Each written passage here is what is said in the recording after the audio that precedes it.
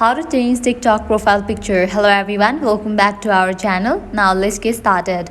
Open your TikTok app. Here we go. You will land to the For You page. At the bottom you will find different options. Head towards the option of profile. Now over here you can find this option of edit profile. Tap on it. With that, you will get this option of change photo or change video. You can add profile picture as well as profile video to your TikTok account. In order to change your profile picture, tap on this option, change photo. Different options will pop up as take photo, upload photo or view photo. You can select the option of take photo or upload photo. Here I'm gonna choose upload photo. Now select the photo. After you select the photo, you can also post this to your story. If you want to do so, you can just check in for this option. And after you are done, tap on save. Likewise, in the case you want to add profile video to your TikTok account, you can tap on this option of change video and add it.